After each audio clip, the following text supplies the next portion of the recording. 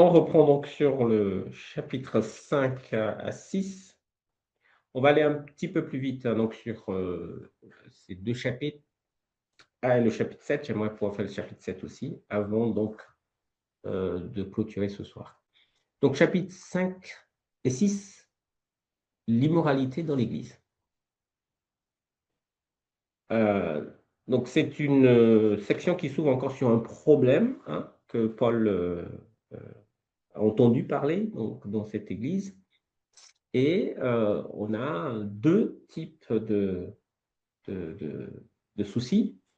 D'abord, une immoralité sexuelle.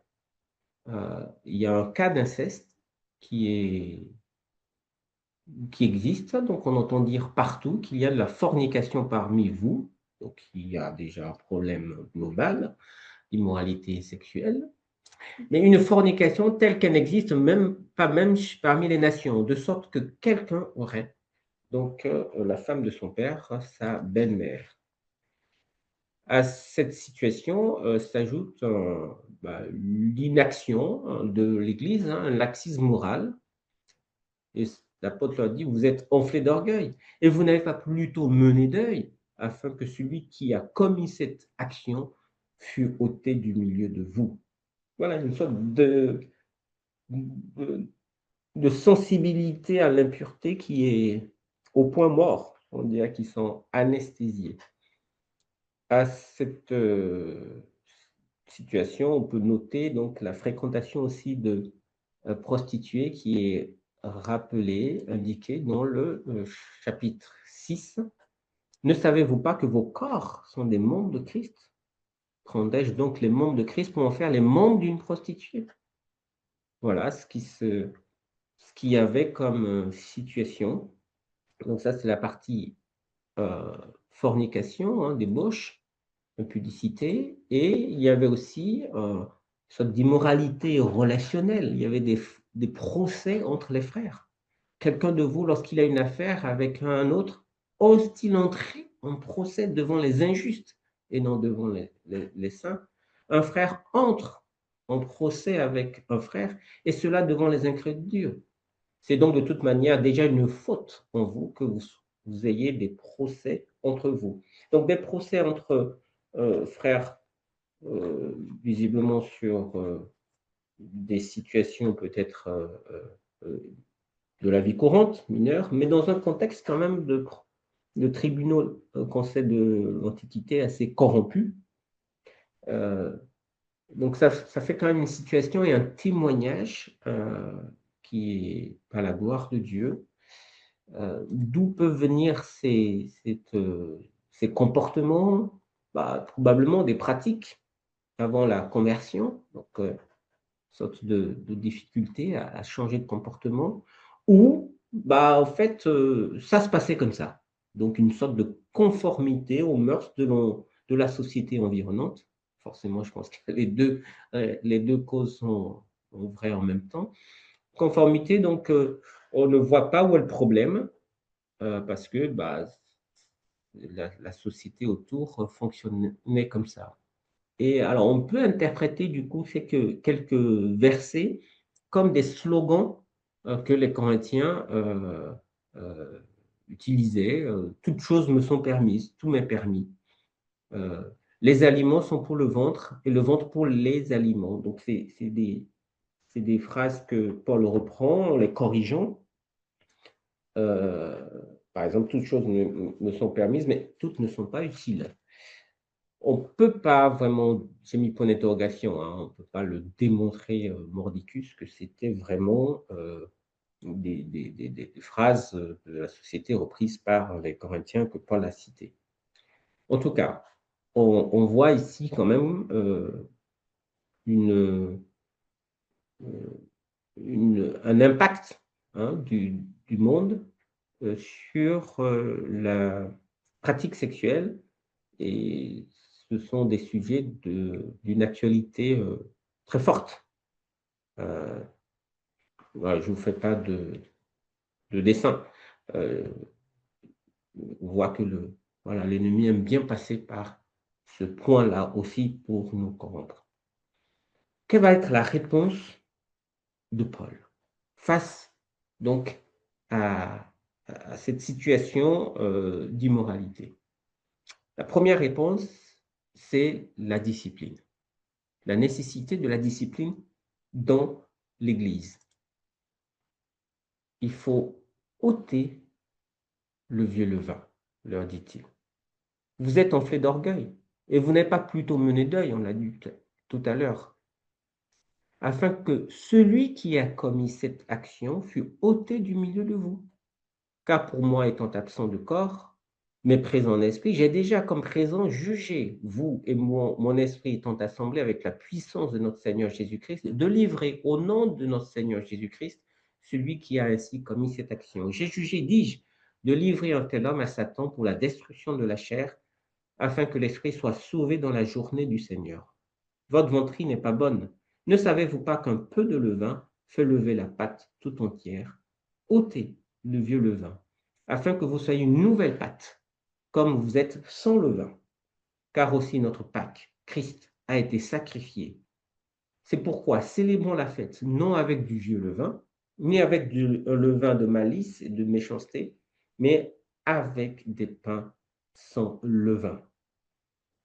Donc, ce qu'on voit ici, c'est que la discipline est nécessaire au risque de contaminer et de se propager, hein, que cette situation se propage. Un peu de levain va faire tache d'huile. Il n'en faut pas beaucoup. Un comportement voilà, très visible comme ça, qui tout le monde le sait, cet homme, et on ne réagit pas, bah, ça donne donc des idées à d'autres. Mais surtout, le point important, c'est la discipline est nécessaire en vertu du sacrifice de Christ.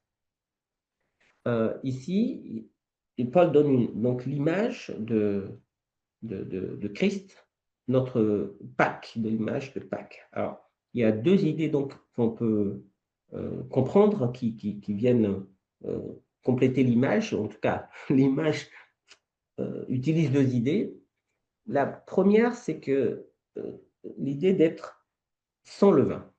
Donc, avant la Pâque, il y a la fête donc de pain sans levain pendant 7 jours. Donc, la maison de l'Israélite devait être débarrassée de toute trace de levain. Et accompagné après donc du sacrifice de l'agneau, on pouvait célébrer la Pâque. Donc, le fait d'être sans levain nous faisait rentrer donc dans la fête de la Pâque. Il fallait donc être sans levain, c'est-à-dire dans un état moral hein, qui n'est pas corrompu par le péché. Ben, c'est la même chose pour le chrétien. Il faut qu'il soit sans, il faut que la situation soit sans levain, puisque le sacrifice de Christ est fait. Donc, Christ étant l'agneau étant sacrifié, vous êtes, on peut maintenant célébrer la fête, et donc, il ne faut pas il faut avoir une vie qui correspond, et c'est le deuxième point, à la situation, à notre identité, j'allais dire. Donc cette deuxième idée qui est forte ici, c'est que en Christ, vous êtes sans levain. Alors agissez comme des gens qui sont sans levain. Vous devez célébrer la Pâque avec en étant pur de cœur et en étant dans la vérité. Donc conformez votre identité, conformez-vous à l'identité acquise en Christ. Donc, en vertu du sacrifice de Christ, vous ne pouvez pas tolérer, ne pouvez pas laisser un tel péché s'installer. C'est le but de c'est la nécessité de la discipline. Et le but, maintenant, donc, euh, de, de la discipline envers ce frère, c'est de le ramener à la repentance. Alors, c'est peut-être pas évident de suite quand on lit la sentence de Paul qui est assez sévère. J'ai jugé, dis-je, de livrer un tel homme à Satan pour la destruction de la chair, afin que l'esprit soit sauvé dans la journée du Seigneur. Il dira un peu plus loin qu'il ne faut plus avoir de relation, de repart avec quelqu'un qui vit dans un fornicateur, c'est-à-dire quelqu'un qui vit dans le péché. Ici, livré à Satan est une expression quand même forte de l'apôtre, qu'on retrouve aussi dans Timothée. On a proposé plusieurs explications, 3 types d'explications. Il y a le fait de livrer à Satan qui signifierait d'exclure, c'est-à-dire qu'il n'est plus dans la communauté, il est exclu de la communauté, il est dans le monde où Satan est le prince, voilà, c'est comme s'il n'a plus comment dirais-je, n'est plus retenu, n'est plus protégé dans l'Église, mais il est entièrement à la merci de Satan. Mais la destruction de la chair, alors là, on a 3 explications. Soit c'est la maladie physique, soit c'est la destruction de sa nature pécheresse, soit c'est la mort physique. Bon, dans tous les cas, l'objectif de Paul est que ce frère, il y a comme un électrochoc pour ramener ce frère. Et il faut lire donc 2 Corinthiens pour comprendre que la punition que Paul voulait, c'est que si le frère se repent, on puisse l'accepter. Et on le voit dans 2 Corinthiens 2,6. Il suffit pour un tel homme de cette punition qui lui a été infligée par le grand nombre, de sorte qu'au contraire, vous deviez plutôt pardonner et consoler, de peur qu'un tel homme ne soit accablé par une tristesse excessive. C'est pourquoi je vous exhorte à ratifier envers lui votre amour. Donc, le but est vraiment de ramener, le but de la discipline est d'amener à la repentance.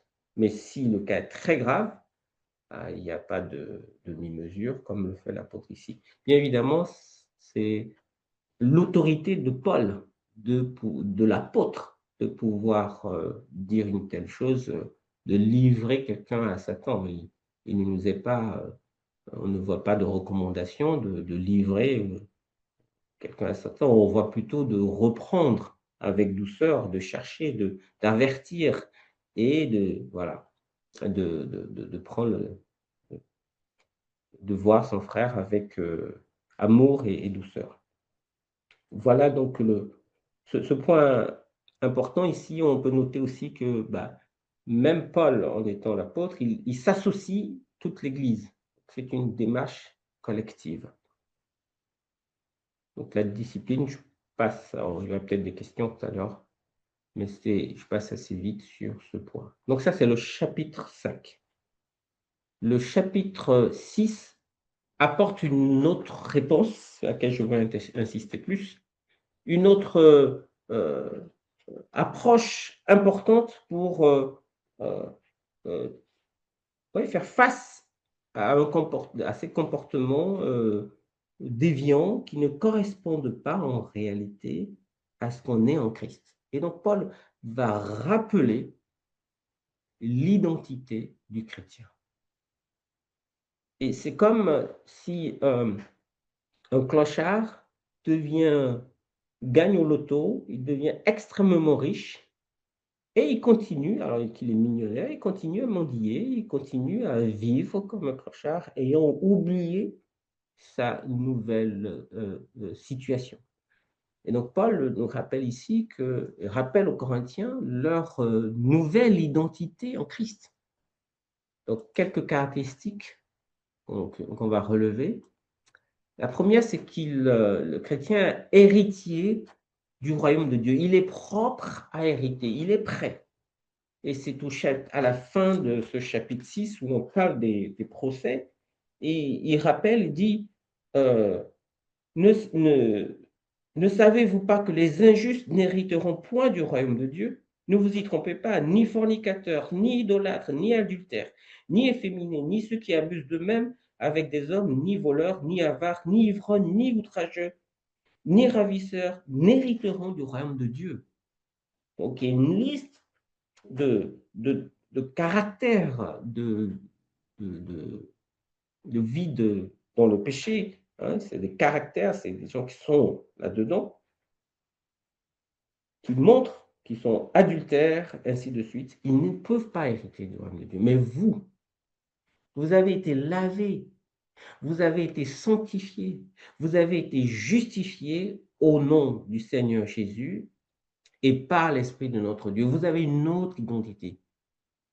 Vous êtes lavés, c'est-à-dire lavés de vos péchés en Christ, par le sang de Christ. Vous êtes rendus propres pour pouvoir rentrer. Propre pour hériter du royaume. Vous êtes sanctifiés par l'Esprit Saint qui vous a arraché et mis à part pour Dieu. Vous êtes déclarés comme justes. Vous êtes justifiés, déclarés justes. Plus de condamnation. L'œuvre de Christ a tout accompli.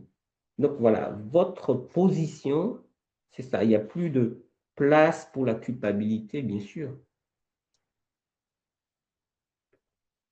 C'est ça, notre identité. Bien sûr, ça vient tout de suite en résonance sur le fait de pouvoir encore se comporter comme avant. Non, c'est pas possible. Ce n'est pas possible. Mais ça, c'est pas le fait de se comporter, de tomber dans un péché, n'enlève rien à la position en Christ. Donc, c'est dans l'autre sens qu'il faut bien comprendre que cette position en Christ doit nous motiver, doit nous donner envie de marcher comme il faut. Deuxième caractéristique, le chrétien est membre du corps de Christ. Ne savez-vous pas que vos corps sont des membres de Christ? Comment peut-on prendre encore le corps de Christ pour le mettre en lien avec le corps d'une prostituée? Vous êtes membre du corps de Christ. Christ étant la tête. Vous êtes, l'Esprit Saint habite en vous. L'Esprit Saint habite en vous. Ne savez-vous pas que votre corps est le temple du Saint-Esprit qui est en vous? Et un dernier point, c'est le fait que le chrétien appartient entièrement à Dieu. Et vous n'êtes pas à vous-même. Ce point, vous avez été acheté à prix. Vous avez été acheté à prix. Dieu a investi énormément en vous. Donc, il y a quelque chose qui rappelle la grandeur de ce que Dieu a fait, ce qu'il a, jusqu'où il nous a amenés.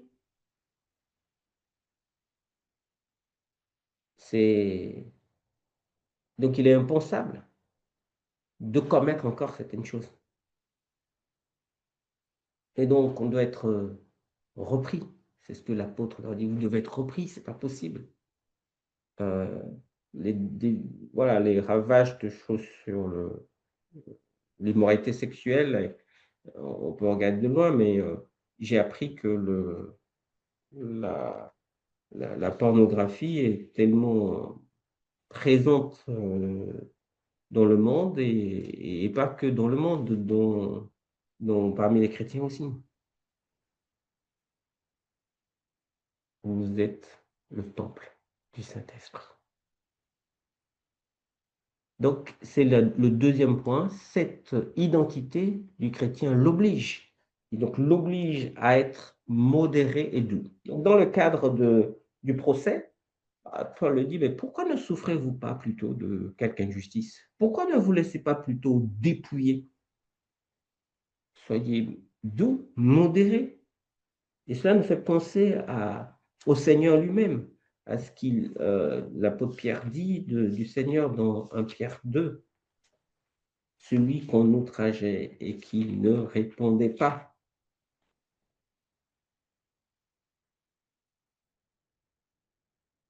Lui qui n'a point commis de péché, dans la bouche duquel il ne s'est point trouvé de fraude. Lui qui est injurié ne rendait point d'injure, maltraité ne faisait point de menace, mais s'en remettait à celui qui juge justement.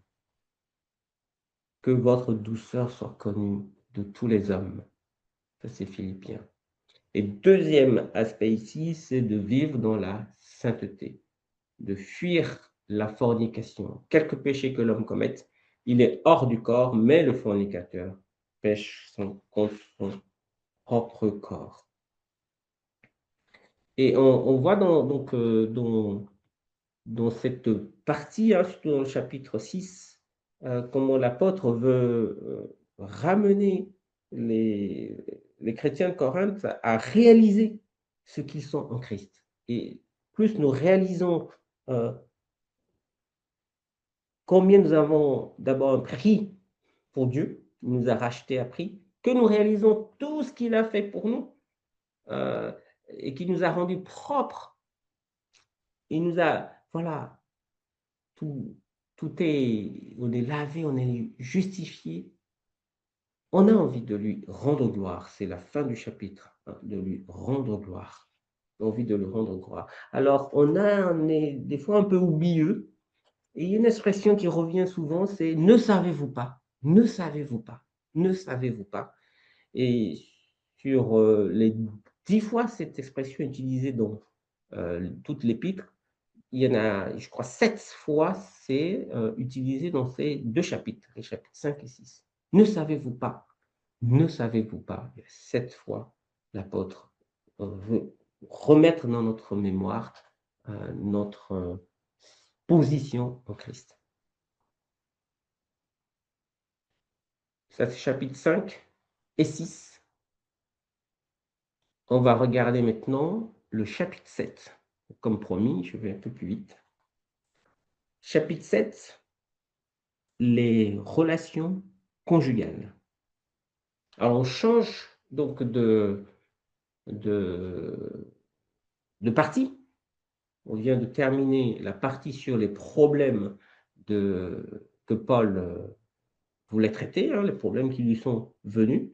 Et là, il va répondre aux questions.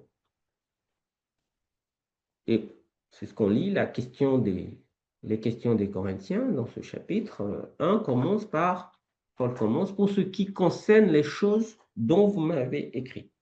Et on a 3 sujets qui sont abordés dans ce chapitre 7. D'abord des questions relatives à la sexualité dans le mariage, les versets 1 à 9. Des questions relatives au divorce, les versets 10 à 24. Et des questions relatives au célibat, à partir du verset 25 jusqu'à la fin. On peut se demander pourquoi Paul aborde ces sujets à ce moment de l'épître. J'avais déjà dit tout à l'heure que la question de la division était importante. Il a commencé par ce problème. Et là, il va répondre aux questions. Peut-être qu'il a pris cette première question sur le couple, parce que c'est en lien peut-être avec la fin du chapitre 6 qui est sur l'immoralité sexuelle. C'est une possibilité. En tout cas, ce qui m'a frappé en relisant, il me dit, est-ce que c'est peut-être parce que il a pris les questions dans l'ordre dans lequel les Corinthiens ont écrit? Je ne sais pas, mais dans tous les cas, cette question de couple, cette situation de relation conjugale, c'est un sujet primordial. D'abord, ça préoccupe les Corinthiens et ils ont besoin de déclarage de l'apôtre.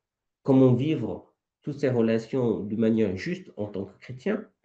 Et en cela, on peut les louer parce qu'ils ne se sont pas forcément laissés entraîner là-dessus par les influences du monde. Mais c'est aussi un sujet sur lequel l'ennemi veut nous prendre. C'est un point par lequel il aime bien passer.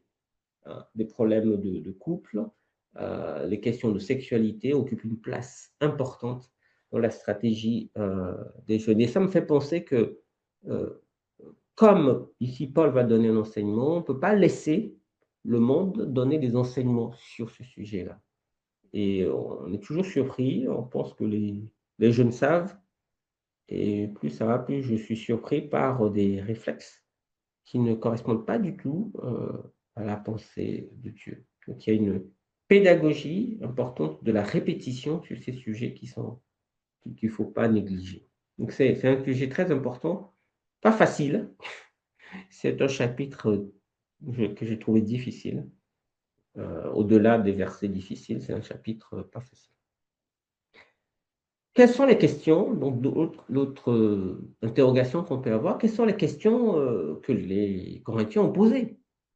On est intrigué, on aurait aimé avoir les questions précises. Malheureusement, elles ne sont pas données, peut-être pour nous inciter à nous concentrer plus sur les réponses que de rester sur uniquement les questions. Peut-être que ça, on finirait par dire, bah, ça ne me, finalement, c'est pas ce type de questions que je pose. Mais là, on a les principes généraux, du coup, qui nous, c'est intemporel.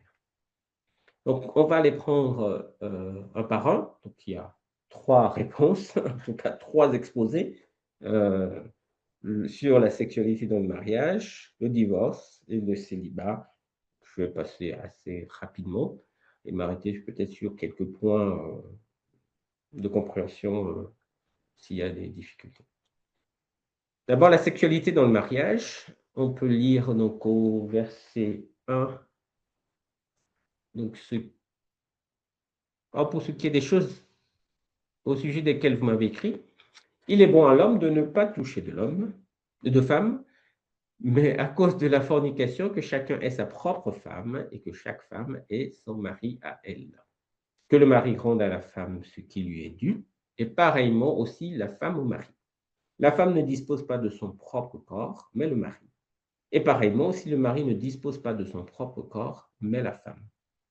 Ne vous privez pas l'un l'autre, à moins que ce soit d'un consentement mutuel pour un temps, afin que vous vaquiez à la prière et que vous trouviez de nouveau ensemble, afin que Satan ne vous tente pas à cause de votre incontinence. Ici, il y a déjà peut-être une précision à faire sur ce que j'ai souligné ici. Il est bon à l'homme de ne pas toucher de femme, bon, de ne pas avoir de relation sexuelle, hein, c'est clair l'expression. Et c'est pas toujours traduit de la même façon ici. Il y a 2 approches. Il y a une approche qui considère que cette phrase est la position de Paul. C'est l'avis de Paul. Donc, c'est ce qu'on a ici. Il y a une autre traduction qui est que c'est une phrase des Corinthiens. Donc, dans la Semeur, par exemple, vous pouvez lire: J'en viens à présent au problème que vous soulevez dans votre lettre. C'est une excellente chose, dites-vous, qu'un homme se passe de femme. Alors, si c'est l'option 1, c'est assez cohérent par rapport à ce qu'on lit après, puisque Paul semble reconnaître, en tout cas encourager à être comme lui, c'est-à-dire être resté dans le célibat. Si c'est la deuxième version, on se demande pourquoi donc les Corinthiens préconisent de ne pas avoir de relations sexuelles. Ce qui est un peu surprenant par rapport à ce que nous avons lu dans chapitre 6, puisqu'il y avait un peu de l'immoralité sexuelle et de la fornication. Donc, préconiser des élans ascétiques, en tout cas l'ascétisme dans le couple ou de l'abstinence sous de longue période, paraît être en contradiction.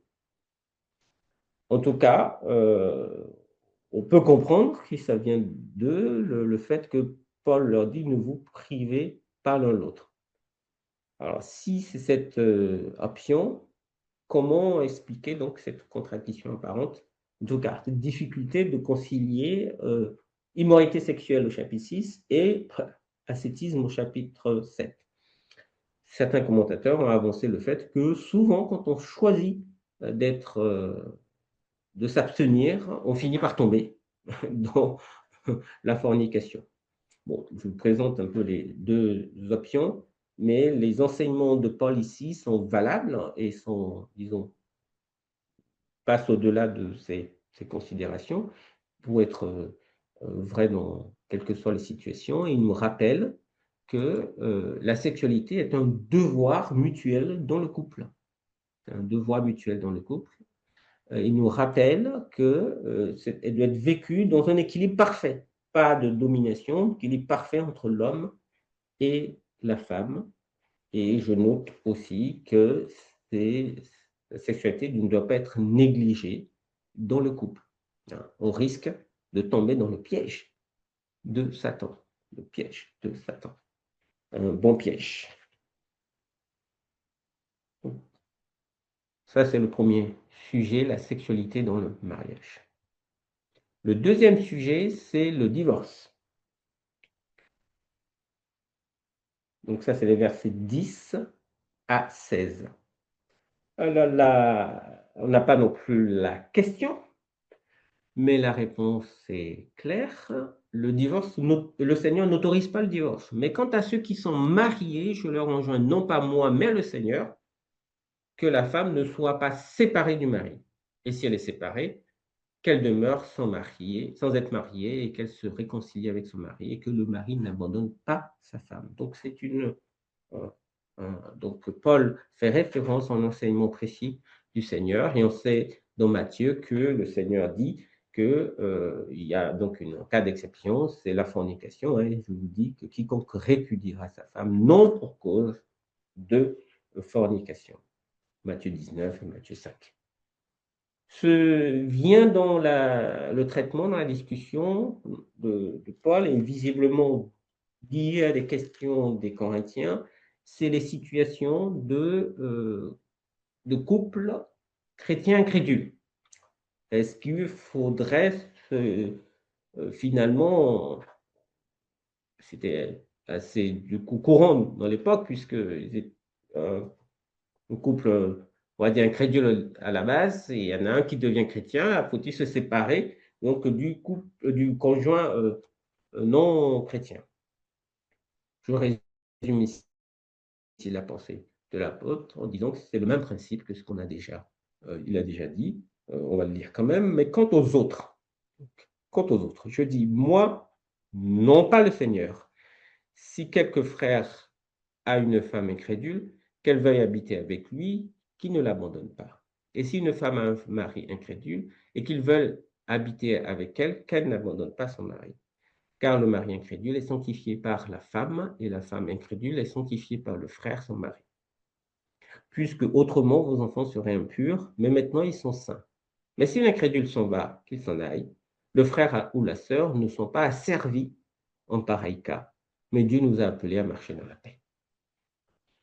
Car que sais-tu, femme, si tu ne sauveras pas ton mari, ou que sais-tu, mari, si tu ne sauveras pas ta femme.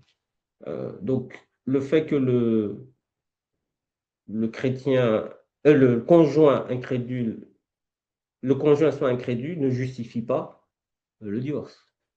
Donc, Paul dit non, ça ne peut pas être à l'initiative. On ne peut pas utiliser ce cas pour divorce. En revanche, si le chrétien, si le conjoint incrédule quitte, le frère ou la sœur ne sont pas asservis, ils ne sont plus liés par le lien du mariage. Ce que certains commentateurs ont expliqué, du coup, qu'en fait, on retombe dans le cas des sections de fornication, puisque s'il quitte, c'est qu'il quitte pour vivre avec quelqu'un d'autre. Donc, le principe est le même. Le divorce est tout à fait légitime. Alors, il y a une difficulté ici sur ce verset.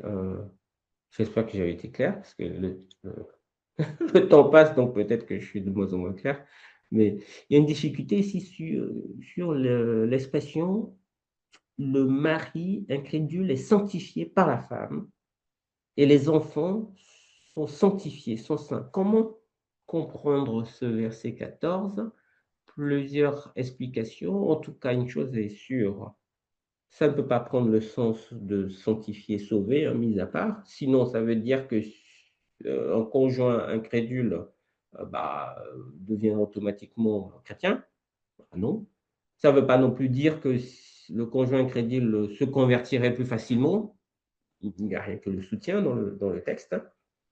Donc, le sens ici de sanctifier est forcément limité par le contexte Et 2 options sont retenues, de sanctifier comme une influence sanctifiante dans le foyer. C'est comme inclut le conjoint et les enfants dans une sphère plus favorable à la foi et piété. C'est une option. Et une autre option qui s'appuie sur la traduction d'impur comme illégitime. Les enfants seraient illégitimes. C'est-à-dire que cette relation entre ce mariage entre quelqu'un qui est chrétien et quelqu'un qui est non chrétien pourrait être vu comme illégitime. Et Paul dit non, c'est légitime. Donc sinon, les enfants auraient été illégitimes. Non, ils sont légitimes. Donc, en tout cas, c'est ça qui a amené la traduction de la Semeur. Car du fait de son union avec sa femme, le mari non-croyant est bien un mari légitime. Et de même, du fait de son union avec son mari chrétien, la femme non-croyante est bien une épouse légitime. Autrement, leurs enfants seraient des enfants naturels, c'est-à-dire hors mariage, alors qu'en réalité, ils sont légitimes. C'était juste pour expliquer ces différences qu'on peut voir dans les traductions. Dès qu'on soulève la question de divorce, il y a la question du remariage qui vient assez vite, qui est implicite dans les cas de divorce légitime. Sinon, voici ce que Paul écrit: si elle est séparée, qu'elle demeure sans être mariée, ou qu'elle se réconcilie avec son mari. La femme est liée pendant tout le temps que son mari est en vie, mais si le mari s'est endormi, elle est libre de se marier à qui elle veut, seulement dans le Seigneur. Alors, ces questions sont pas simples, les situations de vie sont compliquées. Il y a beaucoup de particularités qui ne sont pas résolues, hein, ou exposées clairement dans les passages. On aimerait bien un guide complet avec des cases. Elles sont délicates, hein. Il y a souvent de la souffrance, hein, donc voilà. En tout cas, c'est des situations qui doivent être accompagnées par les anciens, qui nécessitent du temps, qui nécessitent de l'écoute, et que chaque cas soit jugé à la lumière de la parole. Voilà. Le divorce. Donc, on va passer au dernier point qui est abordé par l'apôtre, hein, au verset 25 à 40. Un troisième sujet qui est délicat aussi, et qui concerne probablement une question aussi posée par les Corinthiens, puisque là, elle est claire, hein, puisqu'il dit concernant les vierges, pour ce qui est de ceux qui sont vierges. Donc, il y a eu une question sur le célibat, hein, c'est-à-dire les personnes non mariées. Pour ce qui est de ceux qui sont vierges, je n'ai pas d'ordre du Seigneur, mais je donne mon opinion, comme ayant reçu miséricorde du Seigneur pour être fidèle. J'estime donc que ceci est bon, à cause de la nécessité présente, qu'il est bon, dis-je, à l'homme d'être tel qu'il est. Es-tu lié à une femme, ne cherche pas à en être séparé. N'es-tu pas lié à une femme, ne cherche pas de femme. Toutefois, si même tu te maries, tu n'as pas péché. Si la Vierge se marie, elle n'a pas péché. Bon, on remarque tout de suite que ce n'est pas parce que Paul dit que là, c'est son opinion, que ce n'est pas une opinion à prendre en considération. L'apôtre est bien conscient de son autorité apostolique, il le dit à la fin du chapitre, hein, il dit j'estime que moi aussi j'ai l'Esprit de Dieu. Il rappelle simplement que le Seigneur n'a pas donné un enseignement direct sur ce sujet, mais son enseignement est dans la parole et elle fait foi pour nous. Il y a un deuxième texte plus loin, c'est mais si quelqu'un estime qu'il s'agit d'une manière inconvenante à l'égard de sa virginité et qu'elle est passée la fleur de son âge et qu'il faut que cela soit ainsi, qu'il fasse ce qu'il veut, qu'il ne pêche pas, qu'il se marie. Mais celui qui tient ferme dans son cœur et qui n'est pas sous l'empire de la nécessité, mais qui est maître de sa propre volonté et a décidé dans son cœur de garder sa propre virginité, fait bien. Ainsi, celui qui se marie fait bien, et celui qui ne se marie pas fait mieux. Le terme ici virginité a été traduit différemment. Ça a donné beaucoup de, de difficultés aux interprètes. J'ai lu que il y a un nombre extraordinaire de difficultés d'ordre lexical, grammatical, exégétique pour traduire ce, ce, ce, ce mot. Euh, des fois, on peut voir que ça signifie père qui marie sa fille ou la responsabilité d'un fiancé à l'égard de sa fiancée, mais il semble que la notion de garder de virginité ici colle bien. Alors, qu'est-ce qu'on peut noter? C'est que célibat ou mariage, il y a une liberté de choix entre les deux. Le choix du célibat peut être justifié, dans ce que l'apôtre apporte, par des difficultés du temps présent. Les difficultés du temps présent, hein, on voit ici qu'il y a une raison eschatologique. Le temps est difficile ou le temps est court. Dans d'autres traductions, le mot étymologiquement fait, appelle une signification d'anxiété. Il y a voilà, d'angoisse. On se sent à l'étroit. Donc il y a un contexte, un environnement difficile. Est-ce que c'était à l'époque un environnement difficile pour les chrétiens de Corinthe? En tout cas, il me semble qu'il évoque que le Seigneur est proche, donc c'est plutôt aussi une raison scatologique. Mais la deuxième raison, c'est le désir de se consacrer entièrement au Seigneur. Celui qui n'est pas marié a le cœur occupé des choses du Seigneur, comme il plaira au Seigneur. Et celui qui est marié, bien sûr, a le cœur occupé des choses du monde, on va dire, donc du foyer, comment il plaira à sa femme. Il y a une différence donc entre la femme et la vierge. Celle qui n'est pas mariée a le cœur occupé des choses du Seigneur pour être sainte et de corps et d'esprit, mais celle qui s'est mariée a le cœur occupé des choses du monde, comment elle plaira à son mari. Mais je dis ceci pour votre propre avantage, non pour vous enlacer dans les liens, mais en vue de ce qui est bienséant, pour que vous vaquiez au service du Seigneur sans distraction. Donc c'est un choix par désir de se consacrer entièrement au Seigneur. Il dira avant que c'est un don de grâce aussi. Hein. Il faudrait Bon, on le retrouvera peut-être tout à l'heure s'il y a des questions. Donc, la sexualité dans le mariage, les questions liées au divorce, les questions liées au célibat, et au milieu de tout ça, il y a un principe général que Paul donne, c'est ne pas chercher à changer sa situation de vie suite à sa conversion. C'est les versets 17 à 24 sont compris comme le principe général autour duquel que Paul développe dans ces chapitres. Et voici ce qu'il dit. Toutefois, donc à la suite de la question du divorce, avant de passer au point sur les vierges, il dit toutefois que chacun marche comme le Seigneur le lui a départi, chacun comme Dieu l'a appelé. Et c'est ainsi que j'en ordonne dans toutes les assemblées. A-t-il été appelé étant circoncis, qui ne redevienne pas incirconcis? Quelqu'un a-t-il été appelé dans l'incirconcision, qui ne soit pas circoncis? La circoncision n'est rien et l'incirconcision n'est rien, mais l'observation des commandements de Dieu. Que chacun demeure dans la vocation dans laquelle il était quand il a été appelé. As-tu été appelé étant esclave? Ne t'en mets pas en peine. Toutefois, si tu peux devenir libre, use-en plutôt, car l'esclave qui est appelé dans le Seigneur est l'affranchi du Seigneur. De même aussi, l'homme libre qui a été appelé est l'esclave du Seigneur. Vous avez été achetés à prix. Ne devenez pas esclaves des hommes. Frères, que chacun demeure auprès de Dieu dans l'état dans lequel il a été appelé. Donc, il y a quand même une répétition 3 fois, cette idée de rester dans l'état dans lequel on était, dans son état, dans sa situation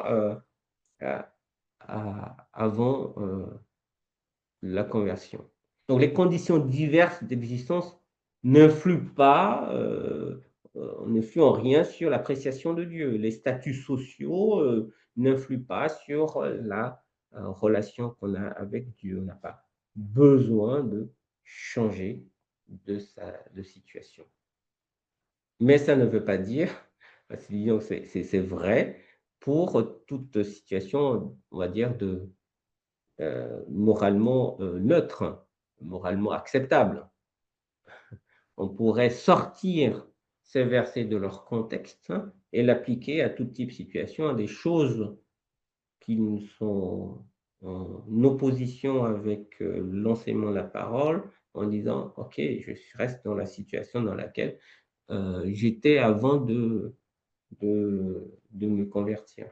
C'est pas la pensée de l'apôtre ici. L'apôtre ici parlait donc, il a donné les 2 exemples qu'on voit ici. Il y a ceux qui sont dans une situation sociale, particulière, hein, esclaves, obligés. Mais si tu peux te faire libérer. Donc, si tu as un travail particulier, ça ne change rien, tu peux le faire pour honorer le Seigneur dans ce travail. Et on peut prendre ou à multiplier les exemples de situations qui n'ont pas, qui vont tout à fait, être conservées. J'espère que voilà, j'essaie d'avancer un peu plus vite pour qu'on finisse pas trop tard. J'ai terminé donc sur, ces chapitres 5, 6 et 7 et on peut prendre quelques questions et la prochaine fois, on parlera donc, des viandes sacrifiées aux idoles, des désordres lors des réunions, des manifestations spirituelles et aussi du thème de la résurrection, donc un bon programme encore.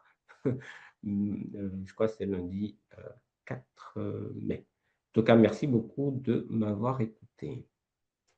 Voilà, merci Elie. Alors, on va prendre rapidement quelques questions. Peut-être il va falloir restreindre un peu la longueur des réponses. Il y a plusieurs questions. Alors, une me semble intéressante, mais je reviens tout au début. Euh, 1 Corinthiens 1, 10, au reste, frères. Est-ce qu'il faut comprendre dans 1 Corinthiens 1, 10 que Paul s'adresse premièrement aux frères avant de partager à l'Église dans sa globalité? Non, je pense que c'est une expression qui inclut toute l'Église. Voilà. Mon frère, c'est du même sein, du même ventre. Et c'est Oui. donc dans un contexte de dispute que l'apôtre met en avant la réalité de la famille de Christ. Et Mmh. donc que la guerre à ce niveau-là est encore pire, on va dire.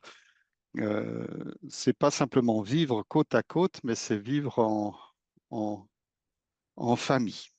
Une Frère, c'est autre, fraternité, hein, ça vient de fraternité, donc voilà, c'est ça. ça englobe, tout le monde. Et puis même le contexte fait que si le sens général c'est frère homme, c'est souvent frère et sœur. Mmh. Étant donné que c'est Dieu lui-même qui va évaluer le service de chacun, est-ce qu'un serviteur peut aussi évaluer son propre travail pour savoir s'il bâtit avec des matières précieuses ou pas? Si oui, comment y parvenir et éviter qu'au jour du jugement, son travail soit consumé par le feu du jugement de Dieu? Ah, bonne question.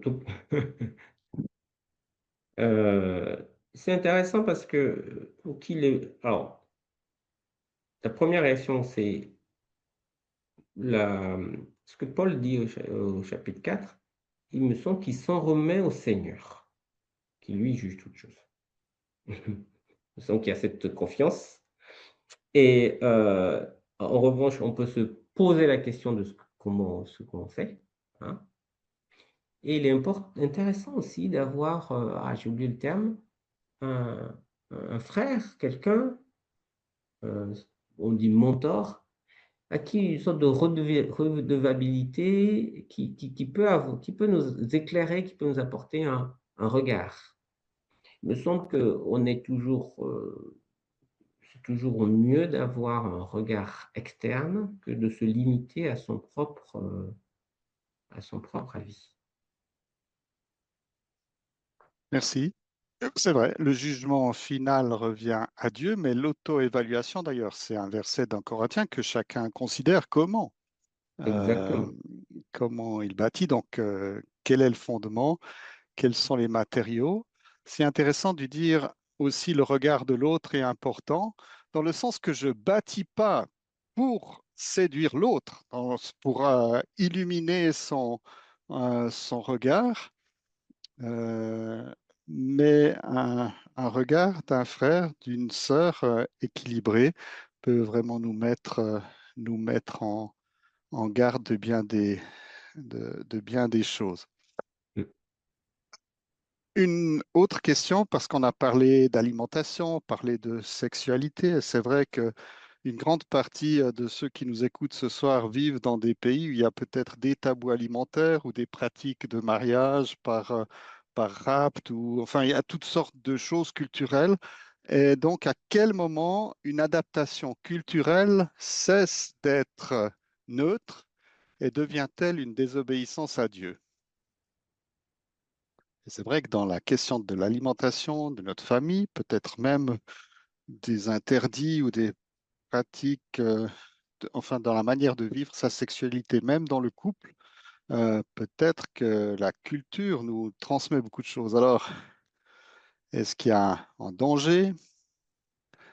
Euh, voilà. À quel moment une adaptation culturelle cesse d'être neutre et devient-elle une désobéissance à Dieu? Moi, je dirais que de manière générale, la pensée de la...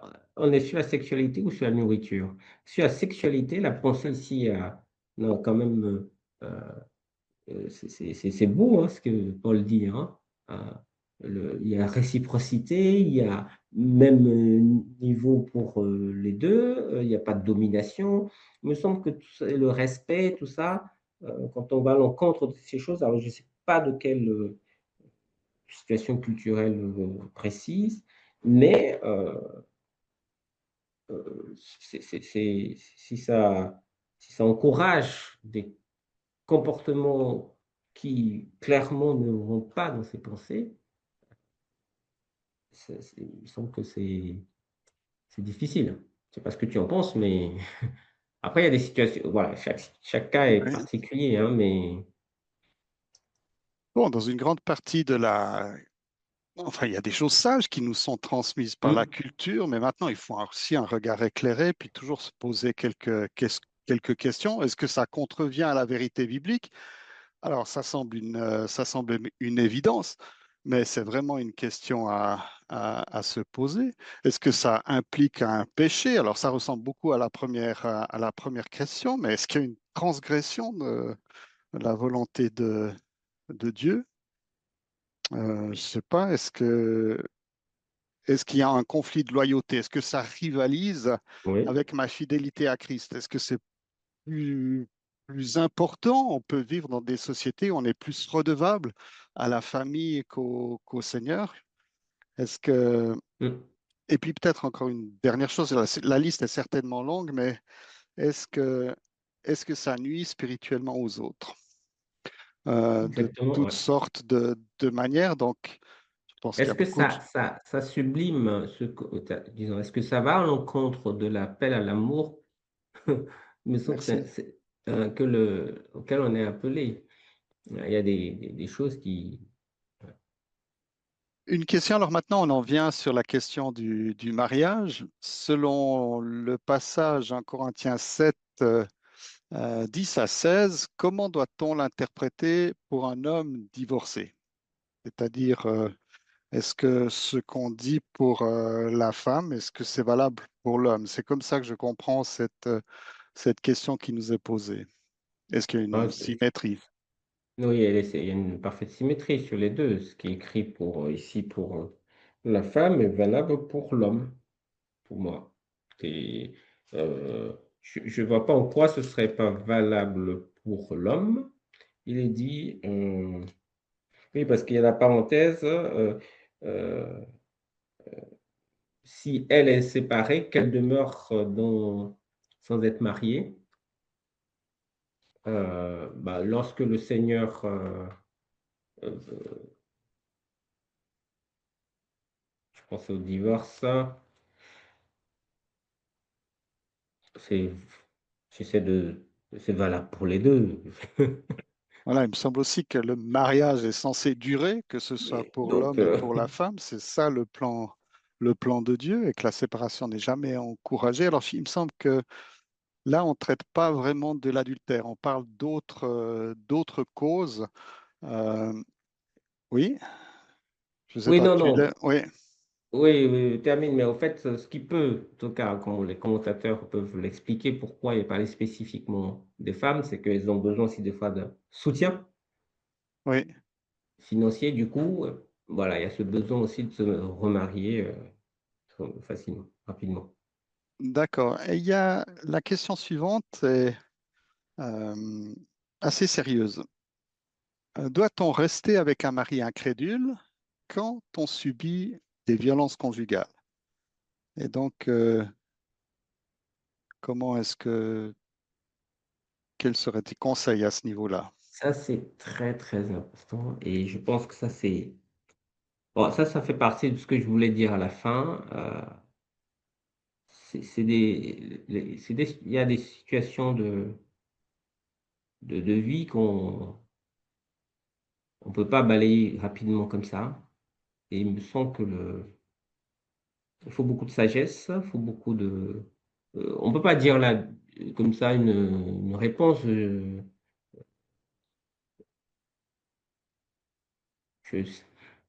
n'ai pas envie de dire, oui, violence conjugale, Ouais, donc divorce de suite. Mais il faut être accompagné, analysé. Moi, je ouais. connais plusieurs cas où, personnellement, je pense que il fallait le divorce. Mhm. Sinon, c'était le suicide. Tu comprends ce que je veux dire? Donc, les cas sont complexes. Voilà. Et voilà. On peut Je ne pense pas qu'on pas. puisse avoir une réponse définitive, mais moi, ce que j'aimerais ajouter quand même, c'est que la société est là aussi pour nous protéger. Et donc, qu'il y ait une anomalie dans un couple, qu'il y ait une anomalie avec les enfants, on a aussi ce devoir de protéger. Et je pense d'être accompagné dans ces situations-là. Je Hmm, doute que le temps règle quelque chose. Et quand moi hmm, j'entends une sœur qui me dit, mais au moins quand mon mari me bat, il s'intéresse à moi, c'est quelque chose qui fait saigner ouais. mon cœur. Et donc, et ça, je pense, c'est quelque chose qu'on doit enseigner à nos garçons, c'est enseigner la tendresse.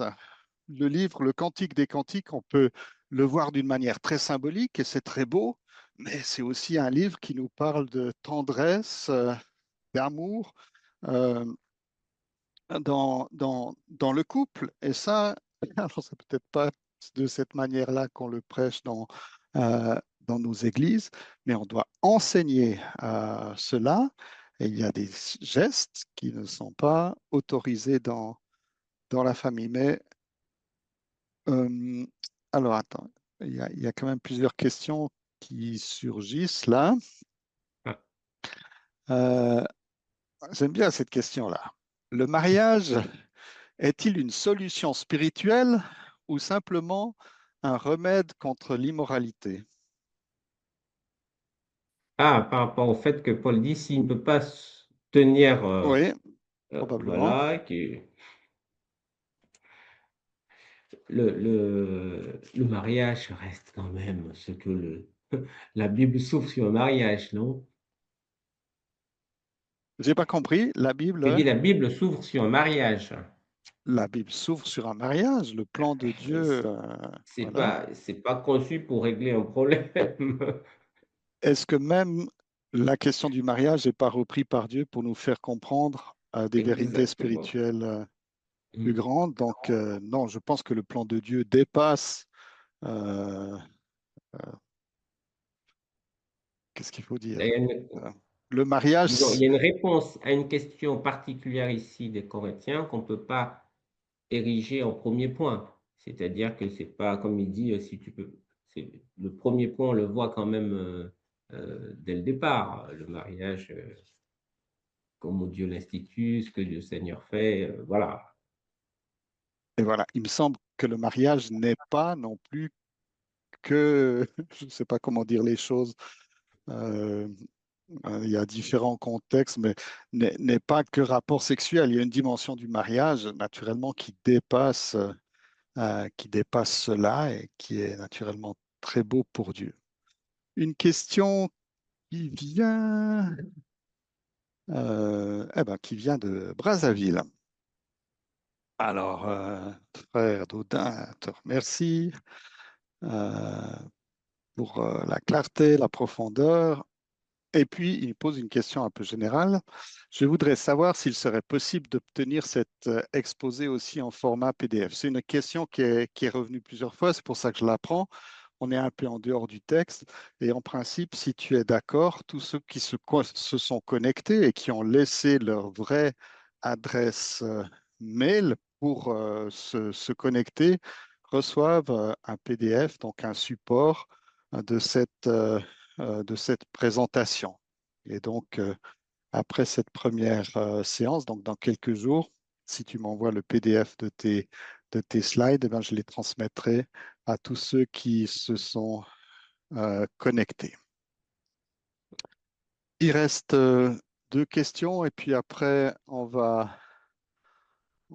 fait, il reste un peu plus, mais on va prendre encore deux questions. Que signifie réellement ôter le méchant du milieu de vous, selon 1 Corinthiens 5,13? Est-ce que c'est le chasser de l'Église? Le laxisme, c'est quoi? Être passif, est-ce un péché? Alors, il faut traiter la question, c'est ce qui ôter le levain. Le levain, c'est c'est pas seulement il faut pas comprendre seulement la personne. Hein. Ici, effectivement, il y avait un cas précis, mais il me semble qu'on peut le voir complètement. On ne peut pas euh, euh, laisser s'installer un péché avéré comme ça. Et en même temps, mon cerveau va vite. C'est pas non plus comment on dirait, une chasse à la sorcière. Mhm. Ouais. Voilà. Donc, ôtez le levain, vu que vous êtes en Christ et que vous êtes sans levain, vous pouvez pas, ça fait référence à ce laxisme, vous pouvez pas, sur des situations comme ça ou de péché, vous pouvez pas rechercher la sainteté. Ah, voilà. Je crois que le péché, c'est plus qu'une tache sur notre robe. Satan utilise le péché comme une puissance. C'est le manche Mm. de l'outil dans l'Église. Et donc, alors, il y a une manière de régler le péché, d'exercer la discipline dans l'Église. Et peut-être là, on est en phase terminale, disons. Une fois que Oui. tout a échoué, que les soins pastoraux. Et donc, bon, mon épouse Natacha a l'habitude de faire du pain avec du vrai levain. Et on est toujours surpris de la manière dont ça mousse, dont ça pousse, dont la puissance de ces levures qui enfin, je veux dire, contaminent. Pour faire du pain, c'est une très bonne chose, mais avec l'image du péché, ça montre quand même la, la puissance euh, de, de la chose. Donc j'aime bien quand tu dis, c'est pas faire une chasse aux sorcières, mais la question du péché, elle doit être réglée. Mm. Parce que, encore une fois, c'est une puissance pour détruire, pour séparer, pour mettre de la distance. Une dernière question qui est aussi, alors peut-être elle est posée d'une manière un peu binaire. Si la femme refuse de satisfaire sexuellement son mari, est-ce que ce dernier peut la forcer ou la laisser? Donc, tu vois, on a des questions Ah, question intéressante. assez tranchées. Et voilà, est-ce que tu as quelque chose à dire? La forcer, non. Ça, D'ailleurs, quand je préparais, j'avais écrit une phrase. Je l'ai enlevée. Il me semble dans ce que l'apôtre exprime, c'est qu'on se donne. Et il me semble que ça va à l'encontre de ce qu'on peut penser, c'est que j'ai besoin. Oui. Voilà. Donc, il y a du coup une, une attente de l'autre, une compréhension aussi de l'autre. Et donc, c'est pas une vision centrée sur soi, mais plutôt une ouverture à l'autre. Donc, il me semble que ça exclut euh, euh, forcer tout ça, ça nécessite, Voilà, voilà. Ouais. c'est ça. Encore une fois, le mariage dépasse cette seule intimité, mais maintenant, à chacun aussi de réfléchir, évidemment, si c'est utilisé comme une arme pour finir par, euh, par l'autre, c'est certainement quelque chose qui est malsain. Et bon, je pense qu'on doit apprendre à dialoguer Et ça et on doit, concentre, ouais, oui, ça concentre, et c'est important que tu insistes hein, sur le fait que le mariage n'est pas pour la sexualité. Et finalement, euh, la relation est beaucoup plus importante. oui, Et la beauté, l'amour qui est vécu dans cette relation, bah, c'était une continuité, on va le dire dans ce sens. Mais si c'est l'objectif, ah, c'est un peu. Il faudrait tout en cours, on a peu de temps. Mais c'est des voilà, sujets c'est importants. tout un sujet. Encore une fois, je pense qu'il y a Oui, une nécessité de parler de ça avec nos enfants, avec oui, nos familles. Et c'est clair que si on n'est pas exemplaire dans notre famille, ça va être... Enfin, c'est compliqué de grandir sans modèle. Et donc, il y a mm, certainement des progrès à faire pour chacun d'entre nous dans ce domaine-là de la famille. Alors, on va rapidement conclure. En tout cas, merci pour tous ceux qui sont branchés.